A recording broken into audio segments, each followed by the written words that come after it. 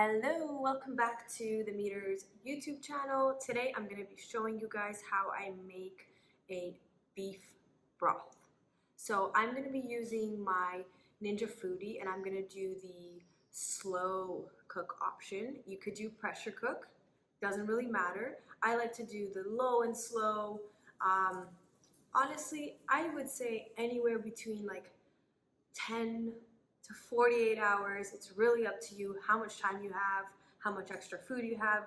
I'm gonna go for about 24 hours, and yeah, I'm gonna show you guys what kind of bones I'm using, the whole prep. It's a super easy recipe. You set it and forget it, and within like just a few hours you have the most nutritious broth to fill you up throughout the week.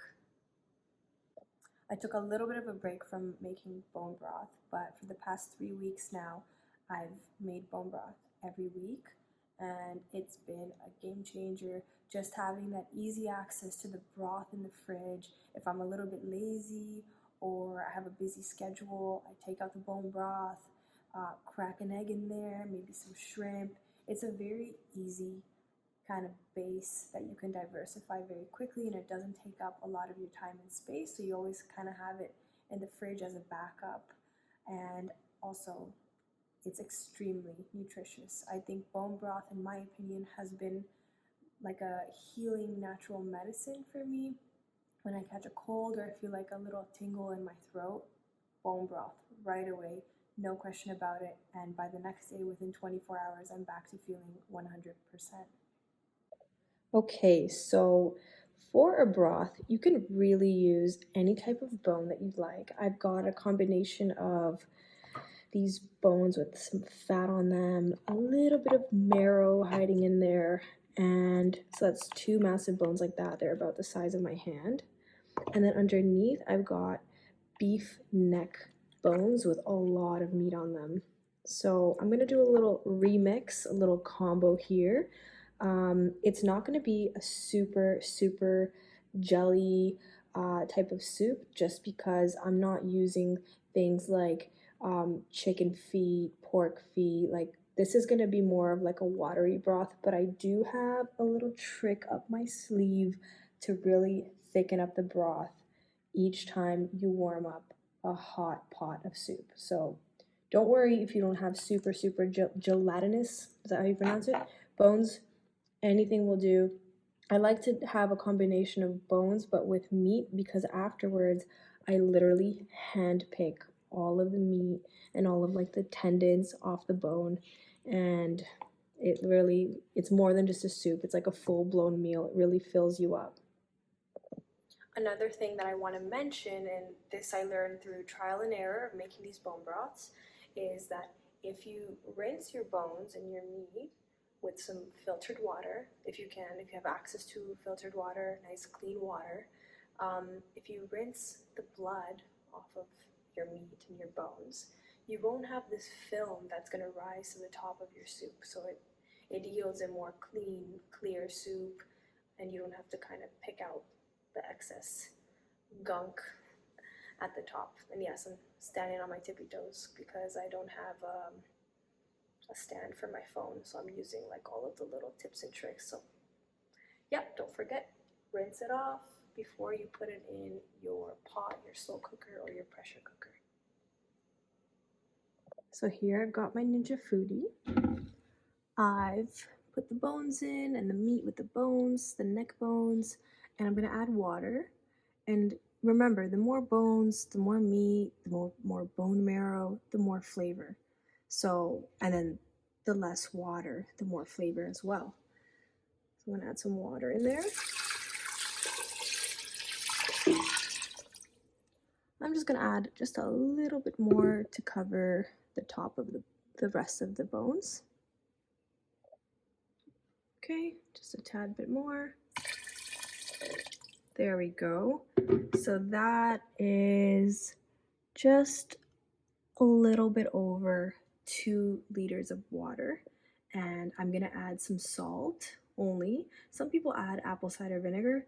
I don't, but I literally just add salt. If you can tolerate any other things, now is the time to add them. Any spices, any, you want to add some squash in there, some pumpkin. I'm just going to keep it really simple, just some broth and some salt, some Redmond's real salt. So I'm going to be using Redmond's Ancient Fine Sea Salt. I'm waiting for my Redmond's order of salt. I usually prefer the more coarse version, but for now this will do. So I just add a bit of salt, and I'll be adding some more once the soup is done. So here she is, so beautiful. I've got my lid on. I'm gonna press on. I'm gonna do the slow cook option. I have done the pressure cook for like about an hour and a half, an hour and 45. That also really works, but I wanna do low and slow this time and really get those bones almost like soft, hopefully. I'm looking for some calcium. So we'll see. And I have some meat in there that I want it to be like super tender. I just have a lot of time on my hands, and I have some extra food in the fridge, so I figured why not pop these bones into the slow cooker for, I'm gonna go for like 24 hours. So we're gonna do slow cook on low, so I'm gonna change the temp, and we're gonna do 24 hours. Okay, I can only do 12 at a time, so just check on it and press start. And then when you're doing slow cook, it has to be on the vent option. If you're doing pressure, put it to the seal. So I'm gonna make sure it's on the vent. And there you go. I will check back in with you guys after 24 hours. So here she is, and I actually slow cooked it for 48 hours. This is my first 48-hour soup. I kind of changed my mind a little bit. I wanted to go for longer. Just want to show you guys how beautiful golden it is. So now I let it cool off. I'm gonna get 2 separate plates or bowls, and I'm gonna hand pick the meat and any of the fat and the collagen and the tendons off of the bone and save them in my soup, and throw the bones out. If you guys do anything with your bones, if you have any tips or tricks, let me know. So I've got my little bowl here just with some bones and meat, and I hand pick everything. And you can see all that jelly, all that collagen, and I put it in here, leave the bones in there. Most of the meat is just super tender, fall off the bone. I kind of rip it in a little bit of smaller pieces, make sure there's no bone in there, don't want to choke on a little bone.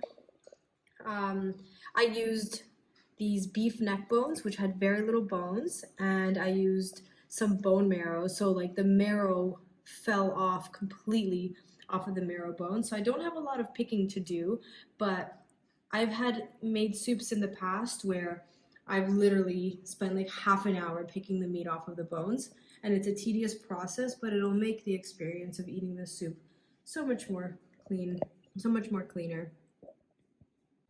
Okay, it's gonna seem maybe a little bit gross to some, but nothing to be grossed out by. This is just fat, so I'm literally just gonna break it up, spread it out, and of course I'm gonna be re-adding all of this meat and all of this fat back into the soup, into the broth.